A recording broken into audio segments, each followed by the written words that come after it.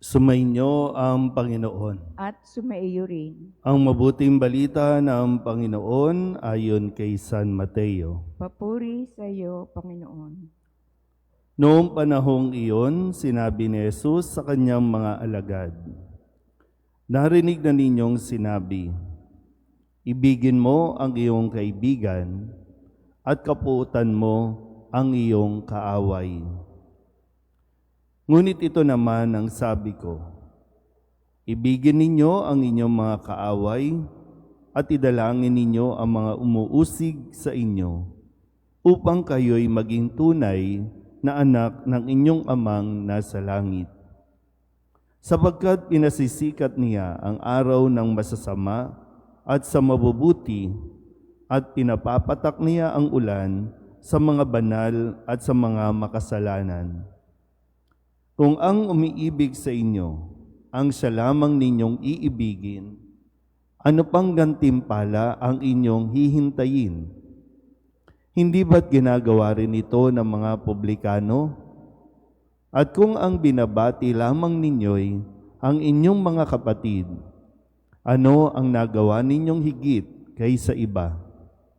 Ginagawa rin iyon ng mga hintil. Kaya dapat kayong maging ganap gaya ng inyong amang nasa langit." Ang mabuting balita ng Panginoon. Pinupuri ka namin, Panginoong Jesucristo. Isang magandang umaga po sa inyong lahat. Magandang umaga po, Father. Ngayon po ay Sabado sa unang linggo ng 40 araw na paghahanda. Bago po tayo mag-transition para sa ikalawang linggo ng Kwaresma, atin pong balikan ang mga sinabi sa atin ng Panginoong Hesus kung saan pinaalala din sa atin ng ating mga pagbasa ngayon ang kahalagahan nito. Sabi sa unang pagbasa sa aklat ng Deuteronomio, ibinigay ng Panginoon ang mga tuntuning na dapat sundin ng mga tao, na dapat isapuso ng buong puso, ng buong kaluluwa. At sinabi din sa ating salmong tugunan na mapalad ang sumusunod sa utos ng poong Diyos.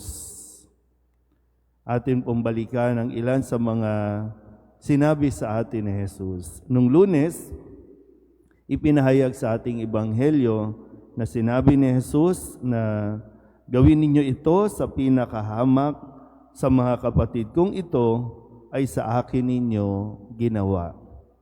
Kung may nagutom, pinakain ba natin? Walang damit, dinamtan ba natin? Yung mga nasa kulungan, dinalaw ba natin? Yung mga may sakit, ano ang ginawa natin? At ano ang hindi natin ginawa?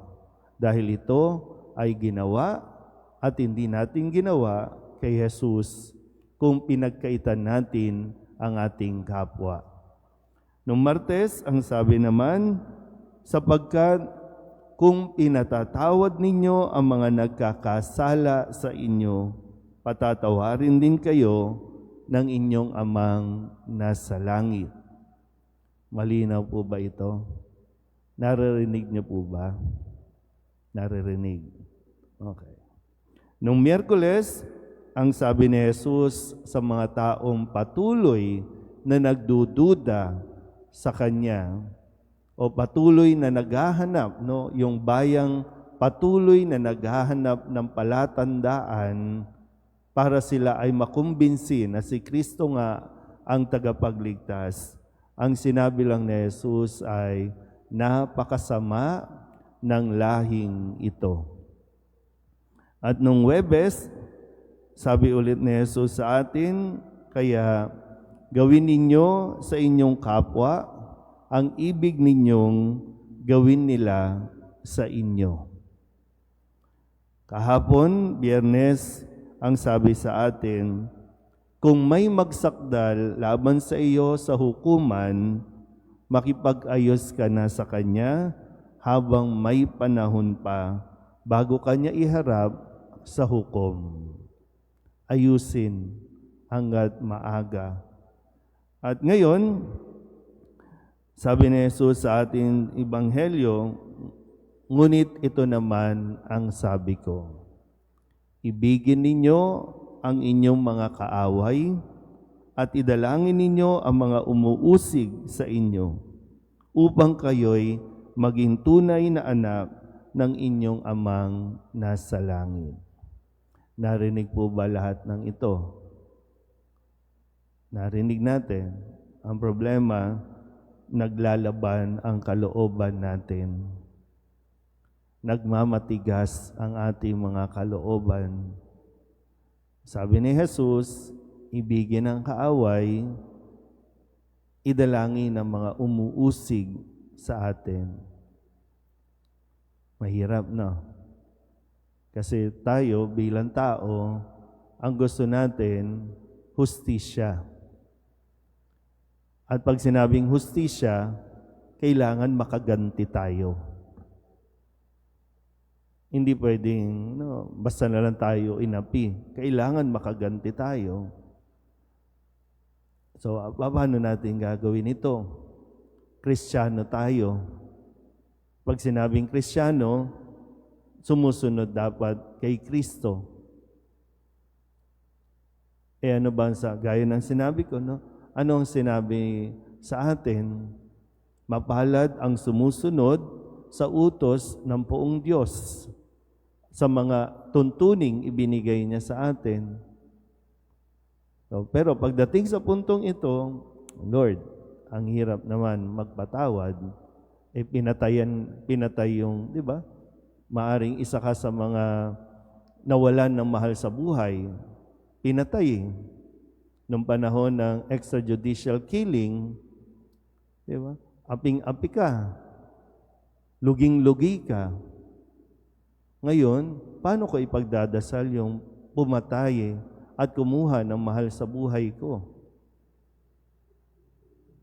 Sa panahon ngayon, sa mga nangyari nitong mga nakalipas na araw, ang daming taong galit. Ang daming tao na hindi lang galit, no? Maraming tao ang nakikipaglaban sa taong pumatay. Na parang okay lang na pinatay at ang panig o pinapanigan ay ang pumatay.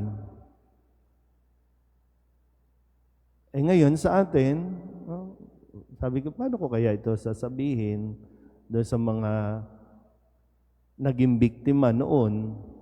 Ay pagdasal natin si Duterte. Kasi yun yung mabuting gawin. Yun yung sinasabi ni Jesus. Kung para sa atin, mali yung kanyang ginawa, pero wala sa atin ang paghatol. Ipaubaya na natin sa tamang proseso, lalong-lalo na ipaubaya natin sa Diyos. Wag na nating dagdagan pa yung tayo-tayo. Minsan, hindi naman tayo sangkot.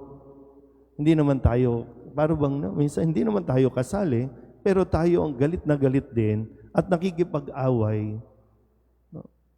Mga supporters, nag-away-away.